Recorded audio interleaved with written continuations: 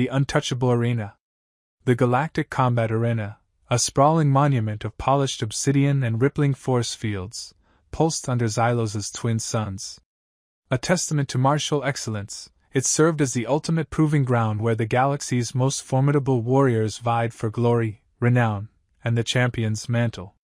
For eras, its tiered seats vibrated with the clamor of 1,000 races, their multifaceted eyes riveted to the contests below. Yet one species remained notably absent from both the roaring stands and the combat zone: humanity. The arena's chronicle bore a single, enduring scar: the exclusion accord of 2347. No thunderous decree marked its inception, no grand pronouncements or impassioned orations. Instead, it arose from a hushed understanding, a practical compromise murmured within the Galactic Council's sterile chambers. ****. The holographic display stuttered, showcasing the violent aftermath of the Terran trials, illicit skirmishes staged by humans upon a derelict asteroid. Discarded energy weapons littered the landscape of mangled metal, the very air thrumming with latent power. Clad in cobbled-together armor, the combatants battled with an unrestrained savagery. Their movements defied prediction, their strategies unorthodox. Counselor Zorgan 7, his chitinous face an unreadable mask, scrutinized the scene with detached precision. His 7 ocular lenses, arranged in a ring around his head, rotated, absorbing every nuance. "Savages," Counselor Xyla 9 breathed, her voice a low, sibilant whisper. "They flout every established rule of engagement." Another counselor, Nimbus 5, a being of gaseous form, reverberated. "Their aggression is unsettling. Unbridled." Zorgan 7 remained silent, analyzing beyond the mere ferocity. The Kraul were fierce, the Voral were outright brutal. He was troubled by the unforeseeability. Humans appeared to revel in disorder, exploiting any weakness, any loophole, with reckless abandon. Their tactics stemmed not from logic or precedent, but from sheer instinct. Finally, Zorgan 7 articulated, his voice a modulated hum. "The potential for upheaval is considerable. Their participation would disrupt the established equilibrium." He paused, letting his words sink in. The Galactic Combat Arena signified more than mere sport. It was a meticulously orchestrated display, a testament to strength and dominion that bolstered the Council's authority. To introduce an element as unpredictable as humanity would be akin to igniting a singularity within the galactic community's core. "I propose," Zorgan 7 continued, "an informal covenant. A tacit agreement that humans will not be permitted entry into the Galactic Combat Arena." The other counselors echoed their agreement in hushed tones. No ballots were tallied, no official edicts proclaimed. The exclusion accord materialized from unspoken consensus, a collective choice to safeguard the status quo. ****. Retreating to his private chambers on Xylos, Zorgan 7 gazed out upon the gleaming cityscape. The arena, a looming silhouette in the distance, embodied the order he desperately sought to maintain. Yet the shadows were lengthening. Murmurs of humanity's progress had reached him. They were evolving, innovating, becoming more. He accessed a secure datapad, calling up a blueprint of a human warship, streamlined, potent, and laden with armaments that defied conventional understanding. The image sent a tremor of disquiet through his exoskeleton. He had underestimated them. Perhaps they were not simply barbarians after all. Perhaps they possessed a far more perilous attribute: the capacity to learn, to innovate, to transcend. The exclusion accord, he now understood with growing unease, was not a solution, it merely bought time. A deferment of the inevitable. The question ceased to be if humans would eventually infiltrate the arena, but what would transpire when they did. And judging by the incoming reports, the answer loomed large: annihilation. The painstakingly constructed edifice of the arena, the very framework of galactic order, teetered on the precipice, all because of a species he had once dismissed as a chaotic aberration. He had erred grievously. Sparrow takes flight. Dust devils danced across the cracked earth of Dust Bowl, kicking up rust-colored grit that stung Maya's eyes. The wind, a constant companion, howled through the skeletal remains of abandoned mining rigs, whistling a mournful tune. Her stomach grumbled, a familiar ache. Food was always scarce. Water even scarcer. But Maya Sparrow Rodriguez knew how to make do. She had to. She remembered her abuela's words, etched into her heart like the canyons carved into their planet. We are survivors, Mija. We bend, but we don't break. Abuela had taught her the old ways, the whispers of the wind, the secrets hidden in the shifting sands. She also taught her to fight. The flickering holoscreen in the town square showed images of the Galactic combat arena, colossal warriors from across the cosmos clashing in brutal displays of strength. Maya scoffed. Brute force was for those who lacked finesse. Her strength lay in her agility, her speed, her ability to anticipate her opponent's every move. Training was relentless. Every sunrise found her practicing the whisperwind style her abuela had passed down. She moved like a phantom, a blur of motion. Up the crumbling walls of abandoned factories she would run, defying gravity, her bare feet finding purchase on the smallest of cracks. She'd weave through the skeletal remains of rusting vehicles, her body a flowing stream, dodging and weaving with balletic grace. In the evenings, she'd spar with the local toughs, using their size and strength against them, turning their momentum into their downfall. Each fight was a lesson, each victory a step closer to her goal.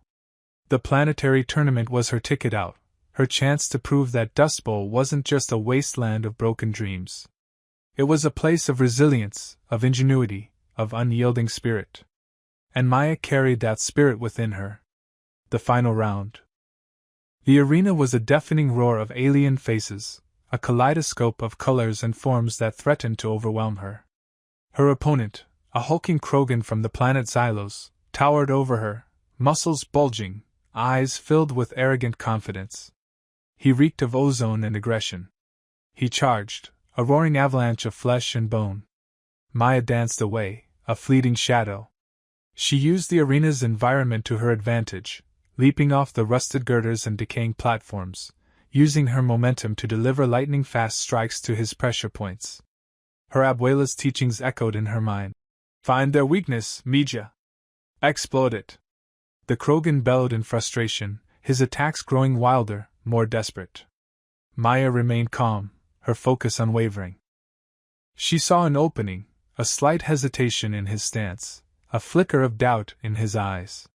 She lunged, a blur of motion, and with a perfectly timed strike to his temple, she sent him crashing to the ground. Silence. Then, a thunderous eruption of cheers. The holographic display flashed. Winner, Maya Sparrow Rodriguez, Planet, Dust Bowl. A small smile played on Maya's lips. This was just the beginning. She had taken flight. A council divided. The holographic projections of the Galactic Council shimmered into existence around the circular chamber. Counselor Zorgon 7, his chitinous face impassive, adjusted the focusing lens near his multifaceted eyes. The air hummed with anticipation, the usual pre-meeting chatter muted. Tonight's agenda was far from routine. Let the council convene, announced the ethereal voice of the Eldarian Prime, her image radiating serenity. Our primary discussion, the petition from Sector Gamma 9. Specifically the human, known as Maya Rodriguez. A low murmur rippled through the council. Humans. Barely a blip on the galactic radar, yet here they were, demanding a place at the table, or rather, in the arena. Zorgon 7 tightened his grip on his armrest. He had anticipated this. Counselor Zorgon 7, the Eldarian Prime continued, her gaze settling on him. You have voiced concerns. Please elaborate. Zorgon 7 rose, his movements deliberate. The inclusion of this species presents a significant risk. Their history is rife with conflict, their technology, unrefined. Their physiology is unpredictable. Are we to gamble the integrity of the galactic games on a creature whose own planet remains mired in primitive squabbles? He paused, letting his words sink in. The games are a testament to unity, a symbolic release valve for galactic tensions. Allowing such an unstable element into the mix, it's akin to introducing a corrosive agent into a delicate system. Counselor Lyra of the Sylvans, Her form a cascade of shimmering leaves spoke next. With respect, Counselor Zorgan 7, your assessment is unduly harsh. While humanity's past is turbulent, Maya Rodriguez has demonstrated exceptional aptitude in the Sector Gamma 9 trials. To deny her participation solely based on her species is discriminatory.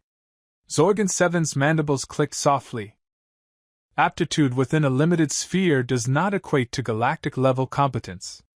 We are talking about facing seasoned warriors from across the cosmos, individuals who have dedicated their lives to perfecting their skills. This Maya Rodriguez has faced Dust Bowl gladiators. A far cry from a Krillian Deathstalker or a Vorlon Warpriest. The Grow representative, a hulking mass of rock and metal, rumbled. The human showed promise. Raw power. Something different.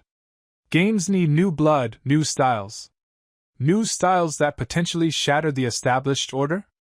Zorgan 7 countered, his voice hardening. We have protocols for a reason. Regulations designed to maintain balance and prevent escalation. Introducing an unknown variable, one with such a volatile reputation, undermines the very foundation of the games. The Eldarian Prime raised a hand, silencing the rising tide of dissent. The question is not whether humanity deserves a place in the galaxy, but whether Maya Rodriguez has earned the right to compete. Can her skills, however nascent, contribute positively to the spirit of the games, or will her inclusion destabilize a carefully calibrated system? These are the questions we must answer. She looked at Zorgan 7. Counselor, your concerns are noted. But fear cannot dictate our decisions. We must weigh the potential risks against the potential rewards. The games are about challenging boundaries, about pushing limits. Perhaps humanity has something to offer after all. The holographic image flickered, leaving Zorgan 7 standing in silence, his misgivings as palpable as the hum of the chamber. The debate was far from over. The weight of a world. The calm shattered the silence, a jarring, high-pitched whine that dragged Maya from sleep's embrace. She groaned, groping for the device on her unstable nightstand, her eyes struggling to focus on the screen. Director Chen's visage swam into view, his expression taut, bordering on astonishment? Sparrow, he announced, his voice staticky and thin. The Galactic Council. They've tapped you. You'll represent Earth at the Games. His words hung in the cramped room, substantial and surreal. Handpicked? Her? A nobody kicking up dust in the wastes of Dust Bowl? It had to be some kind of mistake. She'd barely squeezed through the planetary trials. Director, with all due respect, she rasped, her throat scratchy with sleep. Are you certain they haven't mixed up the candidates? A mirthless chuckle crackled through the calm. They witnessed your performance, Maya. They recognized something special. Let's just say, your bout against the Krillian raised eyebrows. Consider this a direct order. Transport Dock 0800 sharp. Briefing will commence in transit to the training compound. The connection severed, leaving Maya to stare at the dark screen. A planet's hopes settled upon her, a daunting mantle of expectation. The Galactic Games. This was about more than personal victory.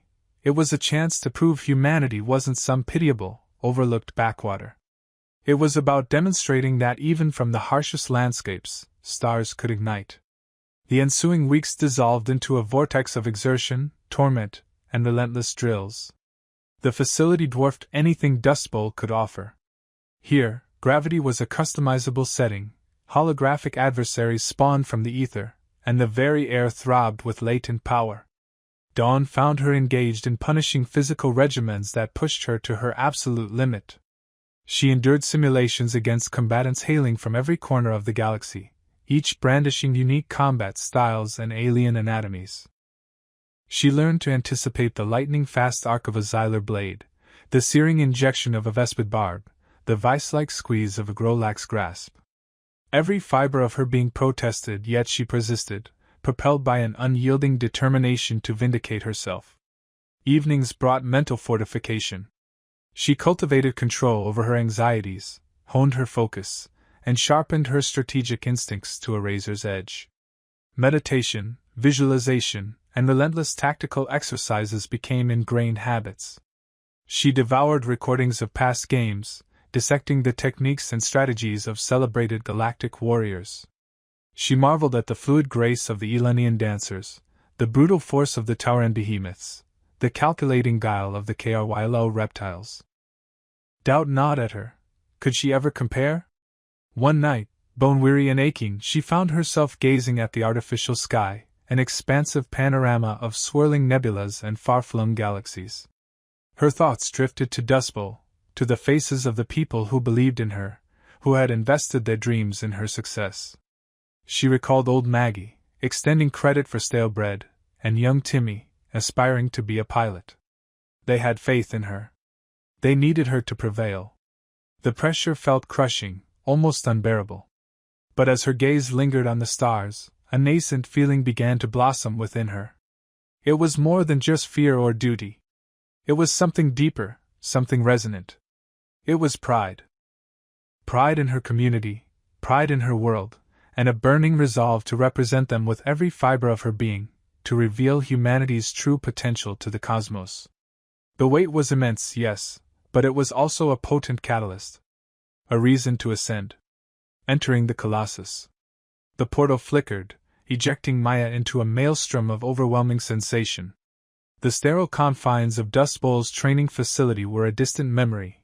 This was the Colossus, raw and unfiltered. An oven blast of heat, heavy with exotic, cloying aromas and a metallic tang, assaulted her. A dizzying display of holographic advertisements pulsed above, hawking wares beyond her comprehension. But the true onslaught came from the resonating bellow that reverberated through the platform beneath her boots. She stood alone, planted at the combat arena's heart. The crowd, a living tapestry of scales, chitinous armor, and slick exoskeletons, ringed her in towering, tiered galleries. A chorus of hisses and savage cries poured down, their multifaceted eyes blazing with unveiled contempt. A smattering of courageous, though likely unpopular, human sympathizers offered feeble cheers, quickly drowned out by the prevailing animosity. Maya's throat constricted, suddenly parched. This wasn't merely a skirmish, it was a declaration. Humanity's trial by combat. And she was its standard-bearer. Her boots scrunched on the gritty surface as she advanced. The combat floor was unexpectedly rough, a mixture of pulverized rock and desiccated something. The air reeked of ozone and scorched metal. A stark, unforgiving spotlight raked across her, pinning her like a specimen under glass. Her hand instinctively rose to shield her eyes, a movement met with a fresh wave of scornful laughter from the stands. An amplified voice, bordering on painful, thundered across the arena, delivered in galactic standard but laced with a guttural edge that transformed words into threats. Introducing, hailing from the inconsequential speck known as Dust Bowl, representing the human species, Maya Sparrow Rodriguez. The announcer's disdain was a palpable thing, each syllable a carefully weaponized barb. Maya tuned him out, regulating her breath, striving for inner calm amidst the storm. She adjusted her tactical suit, the familiar security of its reinforced weave a small anchor in this alien ocean. Then came the real introduction. Across the arena, directly opposite, the ground convulsed. A section of the wall, seemingly impenetrable moments before, retracted with a tortured screech. From the inky blackness beyond crawled something monstrous. The Galactic. It surpassed any creature she'd ever imagined, dwarfing even Dust Bowl's colossal sandworms. A mountainous edifice of muscle and bone, it was swathed in overlapping plates of obsidian-like armor. For gargantuan limbs terminated in claws easily capable of pulverizing a transport vessel. Its head, a wedge of armored flesh, bristled with rows of serrated teeth and glowed with malevolent, piercing eyes. The Galactic's roar was not merely auditory, it was a physical impact, threatening to topple Maya. The very foundations of the Colossus seemed to tremble in its wake. An icy jolt of fear pierced her meticulously constructed composure. This wasn't a fight, it was a prelude to a massacre. The Galactic lurched forward, its gait surprisingly swift for something of such immensity. Each step sent tremors through the arena floor. Its gaze locked onto Maya, and in those burning depths, she saw only insatiable hunger and a callous, chilling indifference. Dance of defiance. The Gruglak roared, a sound that vibrated through Maya's bones, and charged. It was a blur of muscle and chitin, a biological battering ram aimed directly at her chest. No grace, no finesse, just brute, overwhelming force. The crowd, a swirling kaleidoscope of alien faces and iridescent scales, gasped in unison. This was it. Humanity's representative, facing annihilation in the first few seconds. But Maya wasn't there. One moment, she was planted, seemingly rooted to the spot. The next, she was a whisper of motion, a hummingbird dodging a falling rock. She sidestepped the Gruglak's initial onslaught with an almost impossible agility, the wind from its passing maw ruffling her short, dark hair. The Gruglak, committed to its charge, slammed into the arena wall with a sickening thud, showering the combat floor with dust and small chips of stone. Maya landed lightly on her toes, a lithe silhouette against the backdrop of the roaring alien audience.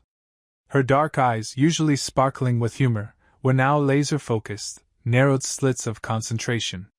She hadn't spoken, hadn't postured.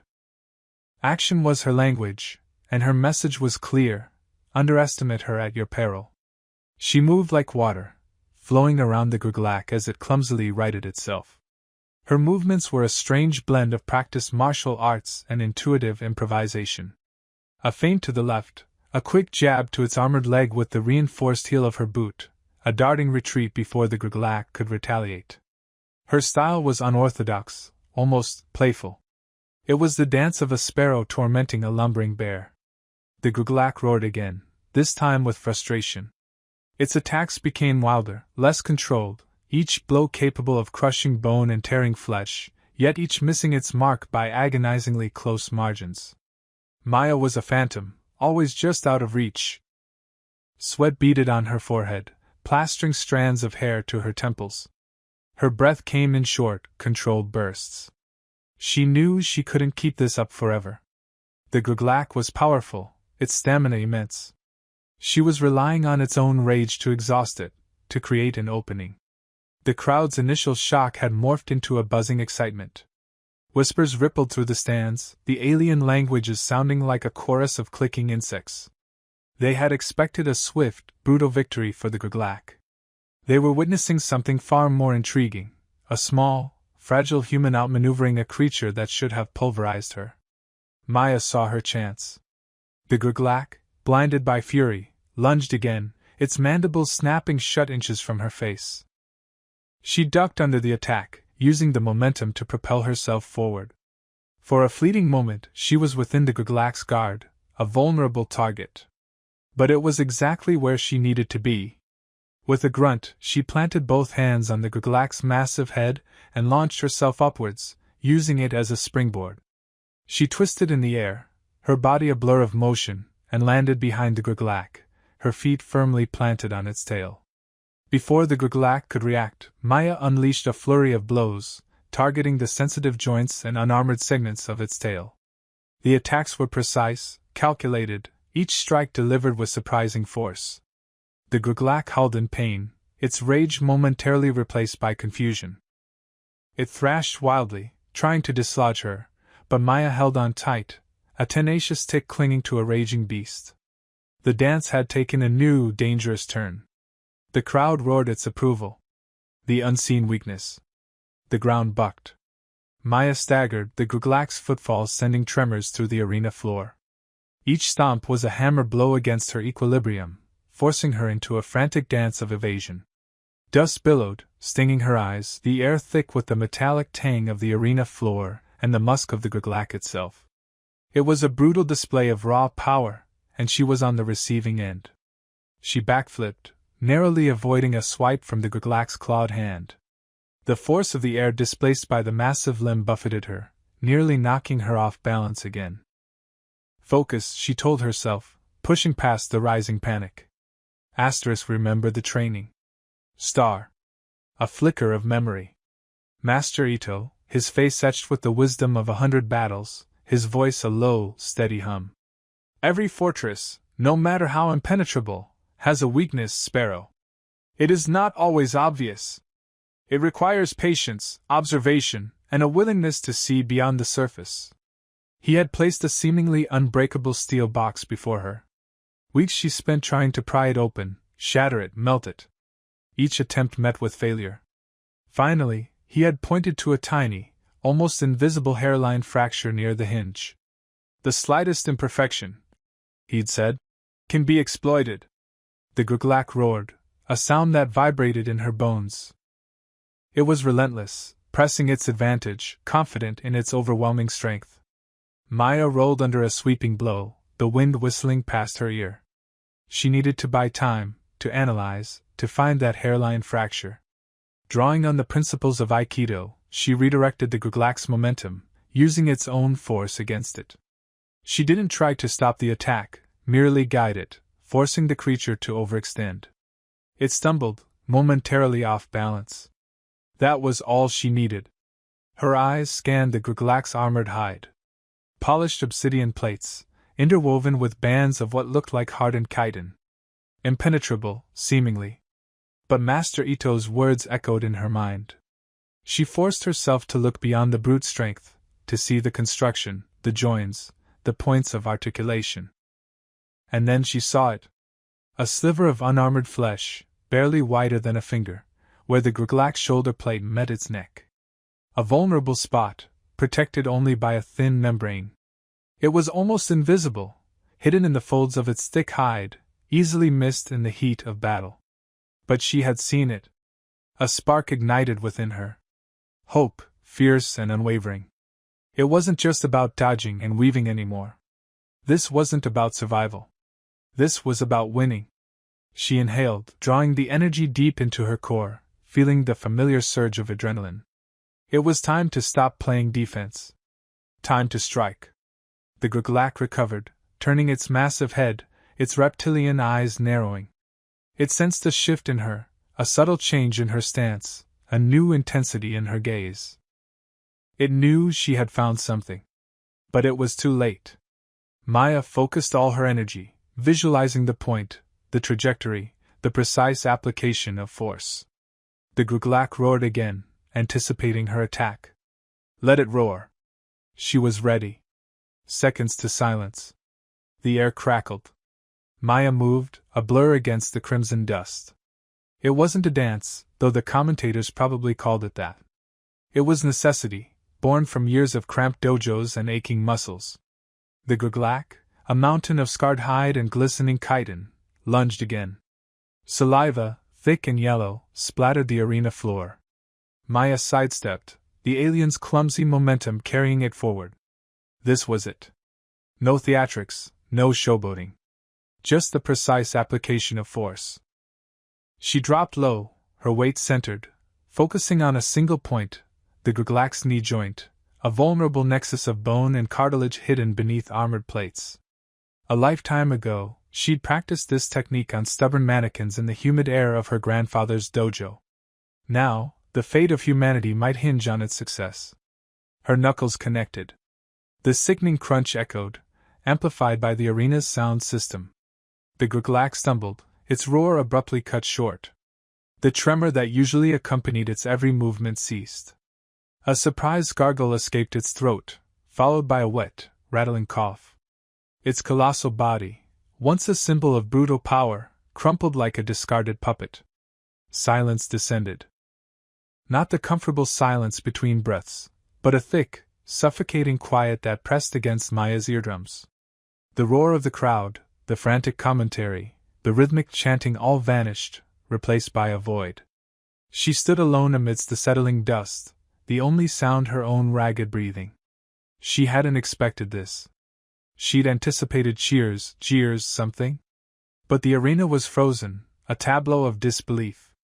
The holoscreens, normally ablaze with vibrant advertisements and betting odds, flickered, displaying only static.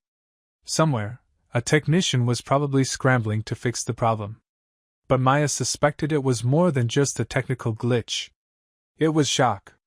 She risked a glance towards the Galactic Council box.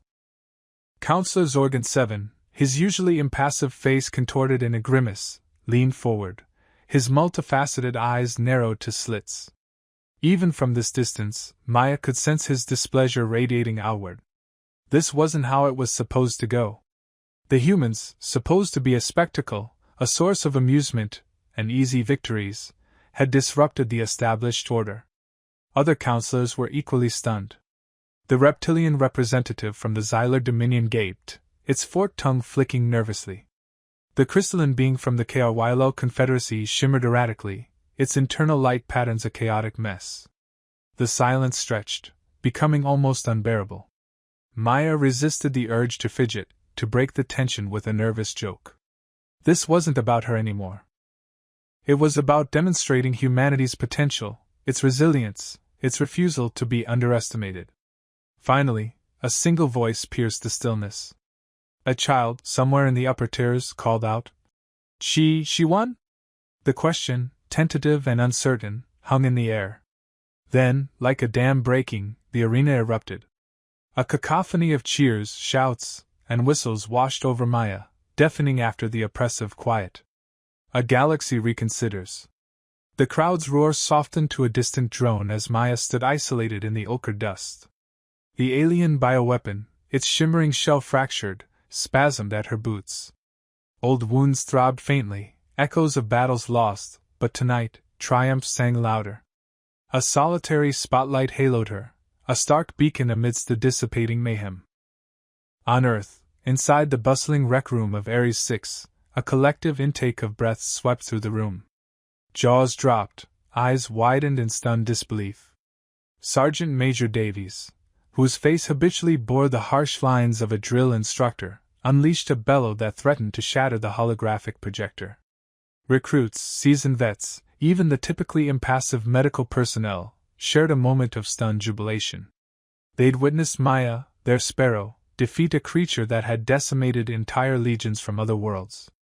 Hope, long dormant, sparked anew, a comforting warmth against the cosmos' frigid indifference. Far above, within the obsidian and chrome sanctum of the Galactic Council, Counselor Zorgan 7's multiple eyes narrowed to slits. He had been the architect of humanity's entry into the arena, a calculated risk with stringent limitations. He perceived them as a disposable asset, a species with remarkable pain tolerance and brief lifespans, ideal for weakening formidable adversaries. Now, the bitter taste of his miscalculation stung his palate. Insolent, unpredictable, he rasped, the words a low tremor in his crystalline throat. He'd scrutinized humanity's history, their conflicts, their tenacity. He'd dismissed it as mere savagery. He'd failed to anticipate their adaptability, their sheer, indomitable will. Across the chamber, Counselor Lyrish's antennae quivered with amusement. She had advocated for a more measured approach, sensing hidden depths in humanity's seemingly random nature. Perhaps, she chimed, her voice like tinkling bells, we underestimated the little apes, Zorgan 7. Their victory reshapes the landscape, wouldn't you agree? The impact was immediate. Murmurs cascaded through the stands, conversations pivoting from arrogant dismissal to anxious conjecture. Bookmakers furiously revised odds, the arena's predictive algorithms struggling to recalibrate humanity's danger quotient. Below, within the arena itself, medical droids descended upon Maya, metallic limbs whirring as they applied restorative bombs and stabilizing fields. She weathered their attention with Texan stoicism, barely wincing as a probe sealed a laceration on her forearm. As they helped her stand, a thunderous wave of cheers erupted. Not the polite applause of the Galactic Council, but a raw, visceral outpouring fueled by shock, respect, and a touch of trepidation. The holographic displays flickered, showcasing her name, Maya Sparrow Rodriguez, alongside the emblem of Earth, transformed from a mark of insignificance into a symbol of defiance, a promise of untapped power. Back on Earth, the celebration surged on. Davies hoisted a glass of synthetic synthale, the cheap brew tasting like nectar. To Sparrow! He roared, his voice cracking with emotion. To the woman who just showed the galaxy what we're made of! Maya, battered but unbowed, raised a hand in acknowledgement, her gaze sweeping across the faces in the crowd. She saw wonder, admiration, and something more, a glimmer of hope mirrored in their alien eyes. She was no longer simply a combatant, she was an icon. She had become humanity's standard-bearer, and the weight of that burden settled upon her shoulders, immense as a dying sun. Zorgon 7 observed it all, his expression inscrutable. He grasped the implications of this victory extended far beyond the arena's confines. Humanity had demonstrated capability, unpredictability, and perhaps, peril. The galaxy had been content to disregard them, to write them off as irrelevant. Now, the galaxy was compelled to re-evaluate. And Zorgon 7, for the first time in centuries, felt a shiver of disquiet.